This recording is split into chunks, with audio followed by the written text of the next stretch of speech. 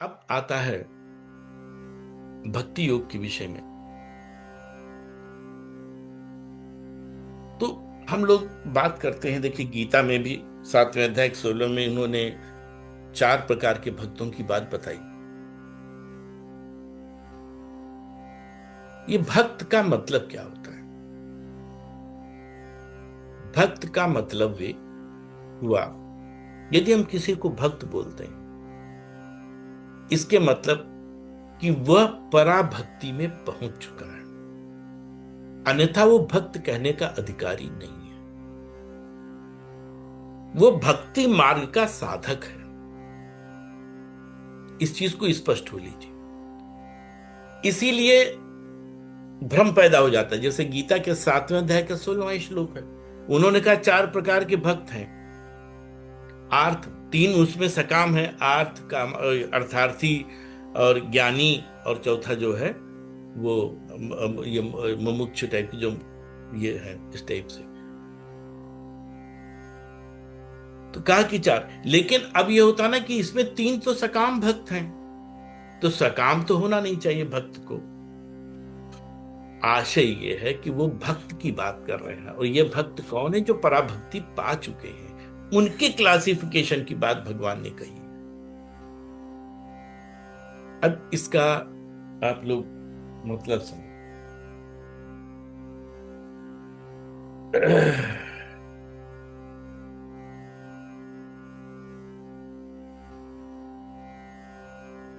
भक्ति मार्ग पे जब हम चलते हैं तो 2 प्रकार की स्थितियां हैं। एक है साधन भक्ति, दूसरी है साध्य भक्ति। हम जो कार्य कर रहे हैं ये सब साधन भक्ति में आता है। साधन भक्ति तब तक है जब तक हम साध्य भक्ति में नहीं पहुंच जाते, और जब तक हम साधन भक्ति में हैं तब तक भक्त कहने के भले हम बात करें वो दूसरी चीज है, लेकिन वास्तव में हम भक्त कहने के अधिकारी नहीं है, क्योंकि अभी हम साधना में लगे हैं। अभी हम भक्त कहां से होंगे? अब ये साधना भक्ति किस प्रकार की जाए, और ये साधना भक्ति का महत्व क्या है? साधना भक्ति का महत्व यह है कि यह धीरे धीरे हमारे अंतःकरण को शुद्ध करता है। अंतःकरण को शुद्ध करता है। जो कर्म है, जप तप, ये सारे चीजें, पूजन उपासना, यही जो कर्म है ये हमारे भक्ति पर भी आते हैं। क्योंकि पतंजलि अष्टांग योग में इस बात को बड़ा स्पष्ट किया गया। पतंजलि अष्टांग योग में आप जानते ही हैं कि यम नियम, आसन, प्राणायाम, प्रत्याहार, धारणा और ध्यान और समाधि, ये 8 चरण हैं।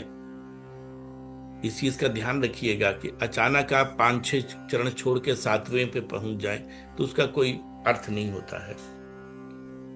इसमें जो दूसरा चरण है नियम का, देखिए पहला तो यम है। यम में यानी हम अपनी चित्त वृत्तियों को सुधारें, जिसमें अहिंसा है, सत्य है, अस्तेय है, ब्रह्मचर्य है, अपरिग्रह, यानी हम अपनी चित्त वृत्तियों को सुधारें, हम अपने गुणों को सुधारें। नियम में क्या है? नियम में शौच, संतोष, तप के साथ स्वाध्याय और ईश्वर प्राणिधान। जो दूसरा है नियम में ईश्वर प्राणिधान, यानी आपको ईश्वर के एक स्वरूप को आत्मसात करना पड़ेगा, चाहे आप निर्गुण निराकार का करिए, चाहे सगुण साकार का करिए, आपको उसको करना पड़ेगा, अन्यथा आप आगे कर ही नहीं सकते। जो भी आगे के चरण हैं वो ईश्वर प्राणिधान पर ही आधारित है, अन्यथा आगे के चरणों का उद्देश्य क्या है? इसीलिए पतंजलि ऋषि ने दूसरे चरण में ही, जब हमारी आत्मशुद्धि हो जाए, चित्त वृत्तियों की शुद्धि होने लगे यम से, तब उन्होंने कहा कि आप ईश्वर प्राणिधान करिए, आप ईश्वर को के एक स्वरूप का आत्मसात करिए, तब आप आगे, क्योंकि उद्देश्य हमारा वही होना चाहिए जो ईश्वर प्राणिधान के साथ हमने उनको आत्मसात कर रखा है। नहीं तो ना आसन का मतलब है, ना ध्यान का मतलब है, और किसी चीज का मतलब नहीं। ध्यान अगर हम शून्यता की ओर लगाते हैं, वो भी जब तक लगा रहे हैं, उसके बाद फिर माया से फंस जाएंगे, आनंद नहीं है उसमें। लेकिन अगर आपने ईश्वर के रूप ध्यान किया तो उसका जो आनंद आएगा, और वो निरंतर 24 घंटे आपके दिमाग में रहेगा, वो आपके चिंतन को बलवती करेगा। किसी भी ऑब्जेक्ट का ध्यान करना, किसी संगीत पे ध्यान करना ठीक है, प्रारंभिक प्रयास के लिए बहुत अच्छा है, लेकिन वो अपने उसमें आदत में नहीं डालना चाहिए, क्योंकि वो टिकाऊ नहीं है। जब तक संगीत है तब तक हम ध्यान कर रहे हैं, हमने उसी की आदत डाल ली, जबकि हमारा चिंतन 24 घंटे का होना चाहिए, हमारा ध्यान 24 घंटे का होना चाहिए। इसीलिए भक्ति में जो पतंजलि अष्टांग योग में ध्यान है, ज्ञान मार्ग में, वही भक्ति में रूप ध्यान करना पड़ता है भगवान के रूप का। अब वो रूप कैसा है वो आप पे निर्भर करता है। आप खुद कल्पना करिए भगवान के किस रूप का हमें ध्यान करना है, अपने हिसाब से आप बनाइए रूप, वही आपको दिखाई पड़ने लगेगा। और अगर इतने सौभाग्यशाली हुए तो उसी रूप में दर्शन मिल जाता है खुले नेत्रों से।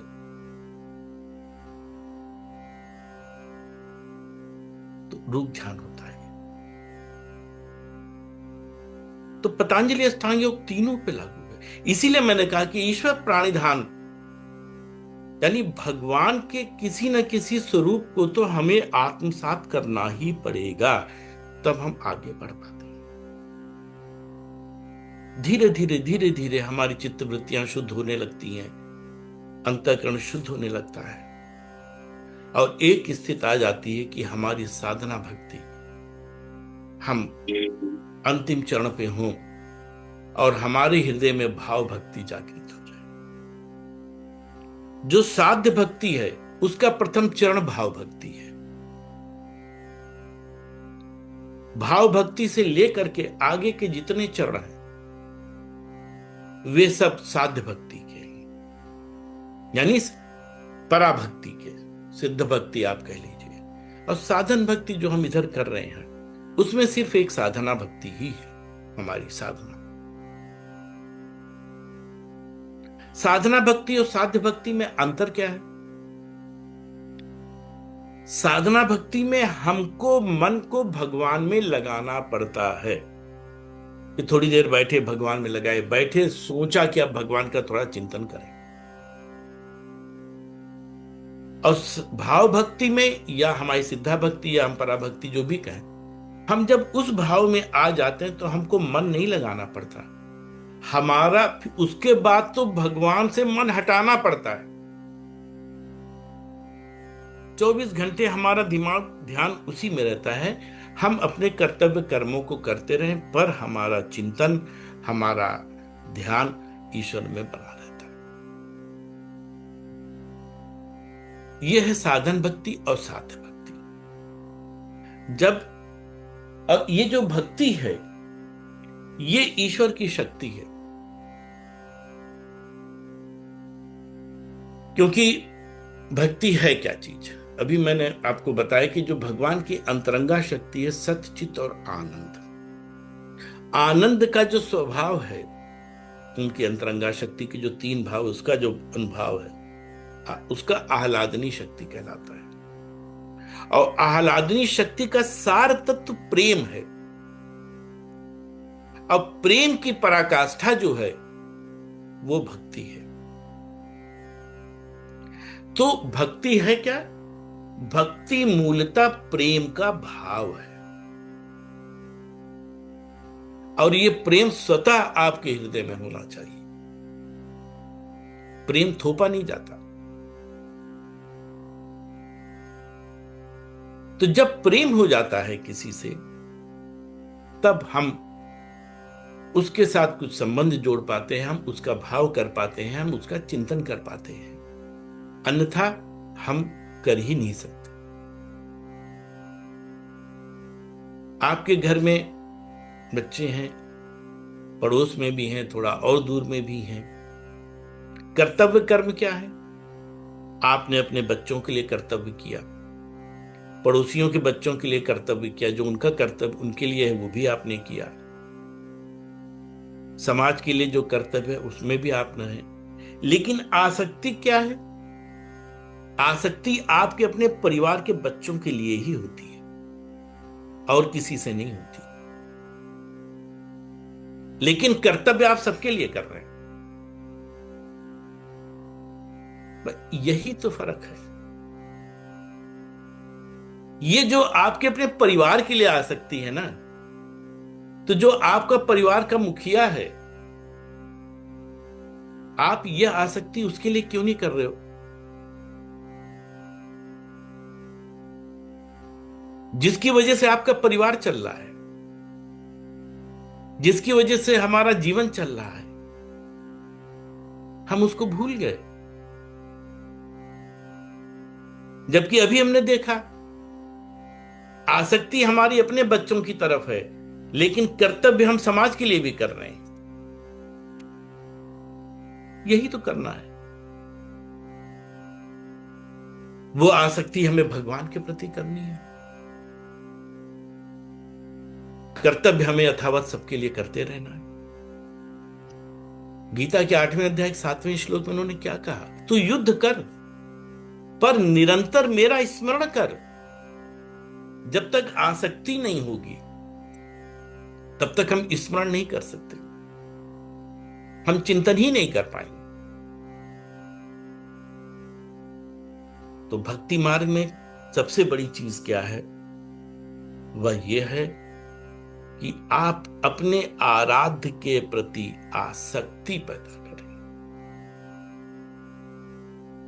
यह आसक्ति नितांत आवश्यक है। अब बस इतना ही चाहिए। जिस क्षण आपकी आसक्ति आ गई, समझिए आपने अपने जीवन के चरम लक्ष्य को अधिकांशता प्रतिशत प्राप्त कर लिया है। उसके बाद सिर्फ औपचारिकताएं रह जाएंगी, वो स्वतः हो जाएगा। क्योंकि भक्ति में भगवान ने बहुत स्पष्ट इस बात को कहा है कि भक्ति में कोई चीज छोड़ने की आवश्यकता नहीं है, किसी प्रकार की निवृत्ति की आवश्यकता नहीं है।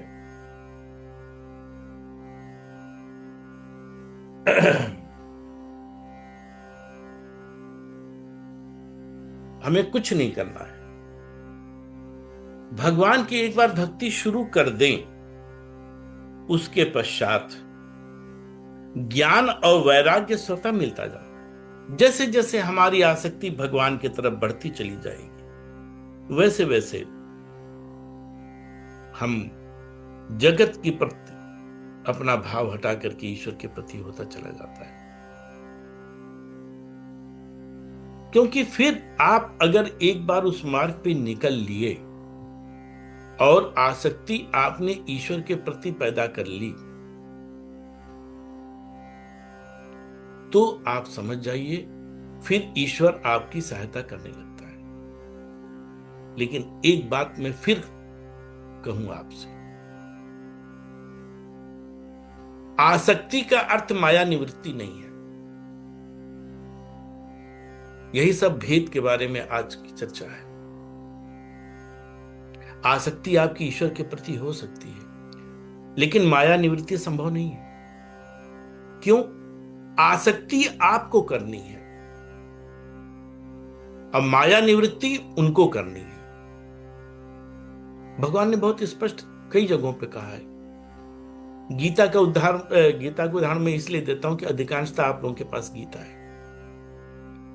7वें अध्याय का 14वां श्लोक उन्होंने बहुत स्पष्ट कहा कि बगैर मेरी कृपा के ये माया निवृत्ति नहीं है। लेकिन आसक्ति तो है, आसक्ति हमको करनी है। तो जो आपका मन है, आसक्ति है क्या? आपके मन और बुद्धि के संयोग से कोई भी कर्म होता है, लेकिन जब मन और बुद्धि दोनों की आसक्ति हो जाती है उस कर्म में, तो वही गड़बड़ हो जाता है। तो मन और बुद्धि की आसक्ति तो भगवान के प्रति रहे, लेकिन आप कर्म करते रहें। जब मन और बुद्धि की आसक्ति हमारी ईश्वर की तरफ हो जाएगी, धीरे धीरे हम आगे बढ़ते जाएंगे, आगे बढ़ते जाएंगे। हमारी चित्त वृत्तियां शुद्ध होती चली जाएंगी, अंतःकरण हमारा शुद्ध होता चला जाएगा, हम भावुक होते चले जाएंगे, ईश्वर के अपने आराध्य के प्रति हमारा समर्पण भाव बढ़ने लगेगा। तब ईश्वर की फिर कृपा प्रारंभ होती है। अचानक नहीं कि आप शुरू कर दीजिए। भक्ति का सारमर्म मैंने आपको बताया। भक्ति प्रेम और भाव की चीज है। भक्ति में समर्पण की आवश्यकता है, जिसको हम शरणागति भी बोलते हैं। शरणागति है क्या? शरणागति का मतलब होता है आश्रय। हम भगवान पर आश्रित हो जाएं, तो बहुत कठिन काम नहीं है। शरणागति का मतलब है आश्रय। आप एक बार आश्रय हो जाए। एक बड़ा, अभी मैं देख रहा था टीवी, तो उस पर एक बहुत बढ़िया एग्जाम्पल आया, वो मैं आपके सामने करूं। इससे आश्रय का महत्व समझ में आता है। मान लीजिए कोई कुत्ता डेली आपके गेट पे आके बैठ जाता है। आप उसको भगाने की चेष्टा करते हैं, शुरू में नहीं भागता है, लेकिन आके बैठ जाता है और वहीं बैठा रहता है।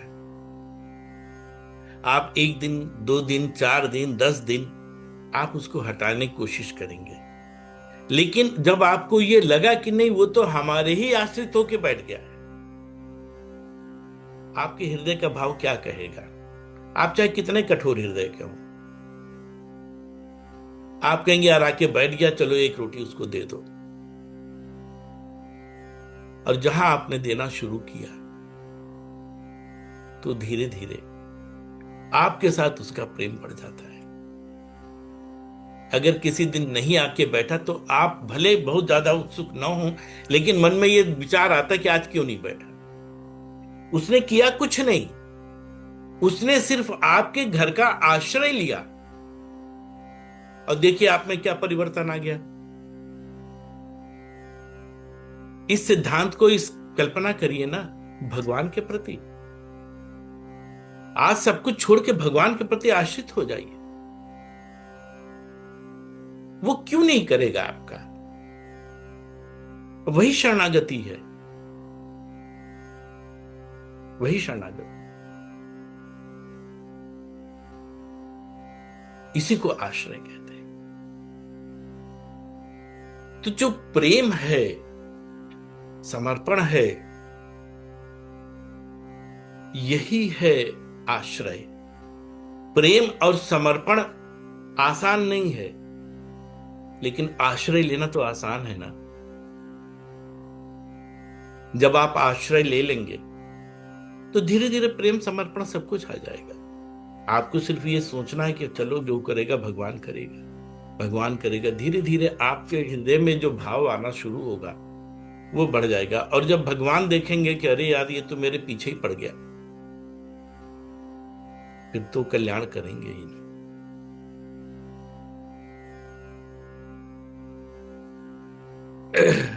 तो आश्रय, शरणागत का मतलब आश्रय।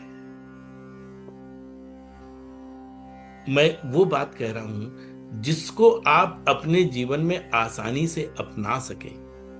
शास्त्रीय भाषा, ग्रंथों की भाषा कठिन है, उसको आदमी सुनता है लेकिन आत्मसात नहीं कर पाता। आज की चर्चा सिर्फ इसीलिए है कि हम कैसे आगे बढ़ें। अभी तक मैंने सिर्फ सिद्धांत बता रहा हूं, हम करें क्या ये अभी मैंने नहीं शुरू किया। अभी क्रियात्मक साधना पे मैं नहीं आया हूं। अभी तो मैं खाली भक्ति के सिद्धांत, इन तीनों मार्गों के सिद्धांत इसलिए बताया बहुत शॉर्ट में, कि ताकि आप तुलना कर सके कि हम जिस मार्ग पे हैं वो सर्वश्रेष्ठ है कि नहीं। किसी भी मार्ग पे, जिस मार्ग पे हम चल रहे हैं, उस मार्ग के परीक्षण के 5 तरीके होते हैं, और इन 5 तरीकों में सिर्फ भक्ति मार्ग ही खरा उतरता है। आज वो चर्चा का विषय नहीं है, जिसको अभिधेय बोलते हैं। तो ये 5 मार्ग, यानी हमको वो मार्ग हमारे लिए सुरक्षित है, उस मार्ग में किसी और चीज की आवश्यकता तो नहीं है, ये मार्ग हमको वहां पहुंचाएगा कि नहीं पहुंचाएगा, इसकी वो मतलब इस तरीके से 5 चीजें ऐसी होती हैं जो ये प्रमाणित करती हैं या जो परीक्षण करती हैं कि जिस मार्ग को हमने अपनाया है ये मार्ग सही है या नहीं सही। तो उन 5 मार्गों में शास्त्रों के अनुसार सिर्फ और सिर्फ इन 3 मार्गों में भक्ति मार्ग ही सटीक बैठता है। बाकी 2 मार्गों का विलय भक्ति मार्ग में हो जाता है, जहां से शरणागति प्रारंभ होती है। तो इस तरीके से तीनों मार्ग गंगा यमुना सरस्वती की तरीके से हैं। जब मिलते हैं तो आगे एक ही मार्ग चलता है, एक ही नदी चलती है। लेकिन कोई भी मार्ग हम ले, उस मार्ग में इन तीनों तत्वों का समावेश रहता है। भक्ति हम बगैर कर्म के कर ही नहीं सकते। और कितना ज्ञान चाहिए, भक्ति भी बगैर ज्ञान के नहीं हो सकती। इसलिए जो ज्ञान चाहिए हमें हासिल करने की जरूरत नहीं है, वो फिर भगवान की जिम्मेदारी हो जाती है। बहुत स्पष्ट इसका शास्त्रों में उल्लेख है। भगवान कैसे आपको वो ज्ञान आपके हृदय में स्वतः प्रकट करेगा, अथवा किसी सत्संग के माध्यम से पहुंचाएगा या स्वाध्याय के माध्यम से पहुंचाएगा। जब उनकी कृपा होती, वही आप ग्रंथ पढ़िए तो समझ में आता है, उसके भाव समझ में आते हैं। और नहीं तो पढ़ डालिए, भूल जाएंगे कल हमने क्या पढ़ा। भक्ति में अगर कोई नियम होता तो जैसा आज रेणु ने बताया कि जिनके हाथ नहीं, जो गूंगे हैं, जो बहरे हैं, क्या वो भक्ति करने के पात्र नहीं है? जो दिव्यांग है वो क्या भक्ति करने के पात्र नहीं है? क्योंकि कर्मानुसार उनको तो अपंगता है उनकी, वो नियम तो नहीं फॉलो कर सकते कोई। ये है भक्ति मार्ग, प्रेम की पराकाष्ठा है भक्ति। ये सिर्फ भाव से व्यक्त होती है। इसको हम लिख नहीं सकते, इसको हम बता नहीं सकते, ये हृदय का भाव होता है। अब आते हैं भक्ति पे।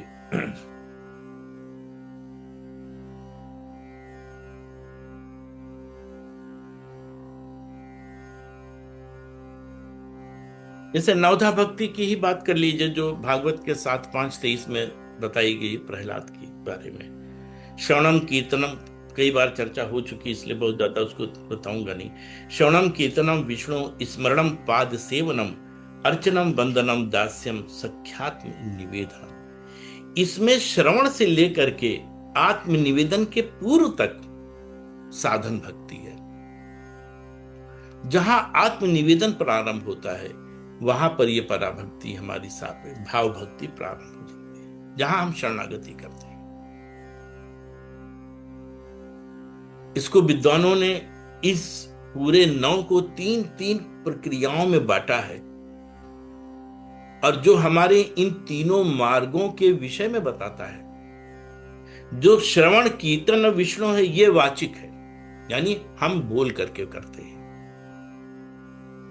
जो स्मरणम पाद सेवनम यह अर्चनम है, यह कायिक है, यानी शारीरिक हम उनकी वो करते हैं, शरीर से करते हैं, अपने शरीर से उनकी सेवा करते हैं। और फिर वंदनम दास्यम सख्यात्म, ये मानसिक है। तो मनसा वाचा कर्मणा, इन तीनों के आधार पर ये नवधा भक्ति को डिफाइन किया गया है। ये है हमारी नवधा भक्ति। फिर आते हैं भक्ति पे। अभी तक भक्ति के सिर्फ सिद्धांत की बात चल रही थी, अब हम भक्ति करें कैसे।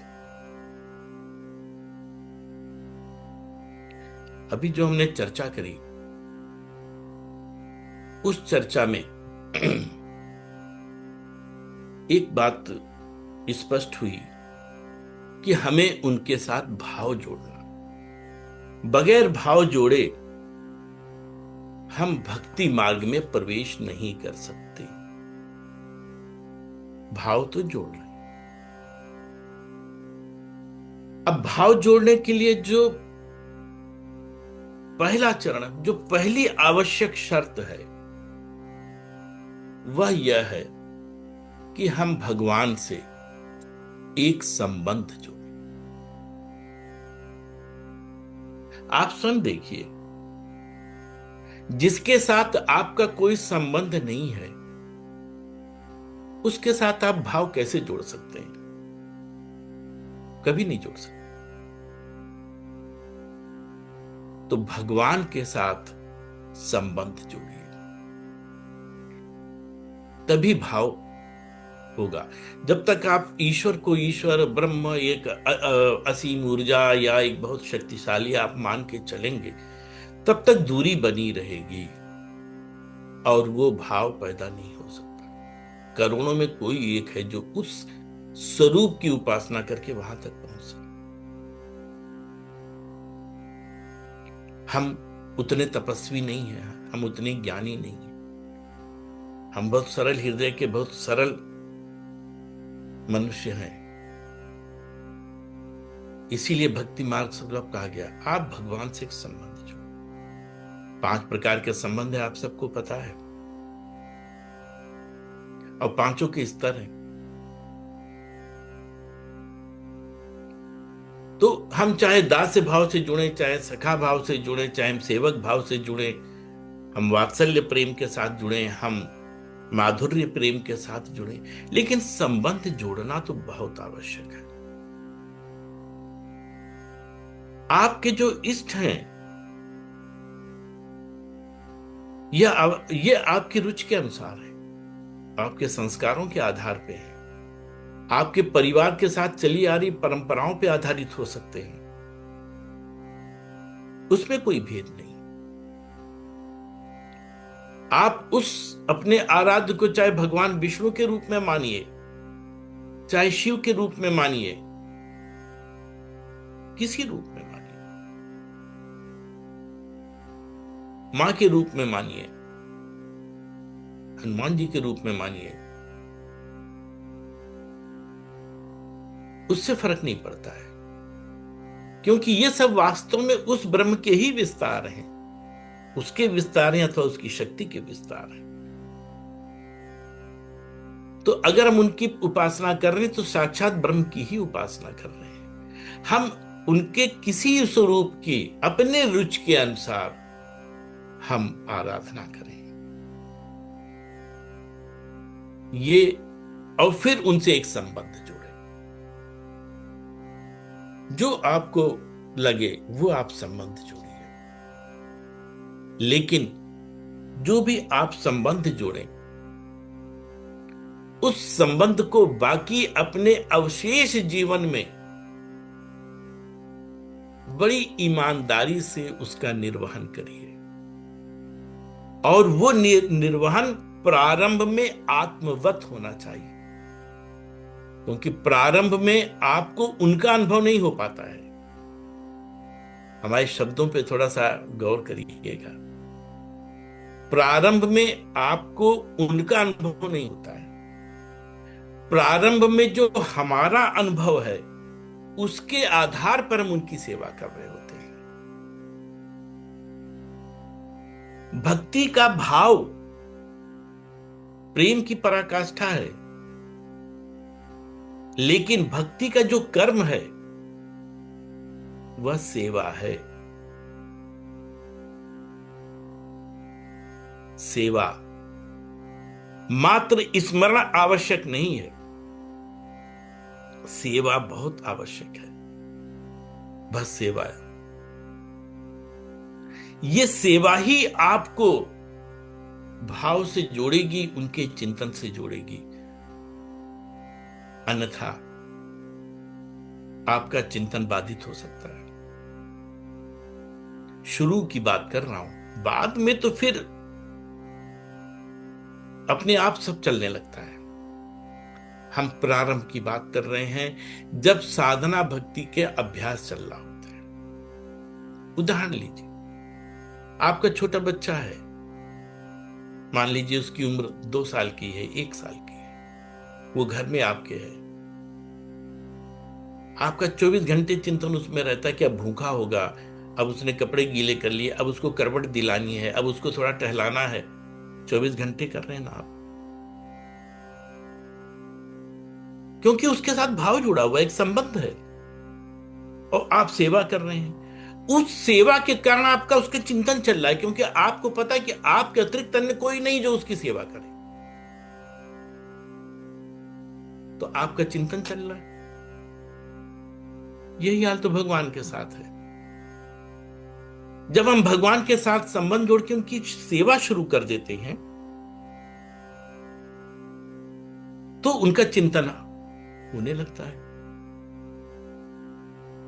अपने आप होने लगता है। आप अगर मान लीजिए किसी कार में उलझ भी गए, उस समय उनका चिंतन नहीं, तो थोड़ी अरे इतना टाइम हो गया, अभी उनको हमने खिलाया नहीं। अब आपने उनका चिंतन किया ना, अगर आप सेवा में ना होते तो शायद ये नहीं सोचते। तो जो स्मरण और चिंतन है ना, वो उस सेवा के कारण। तो प्रारंभिक अभ्यास में सेवा सबसे मुख्य है।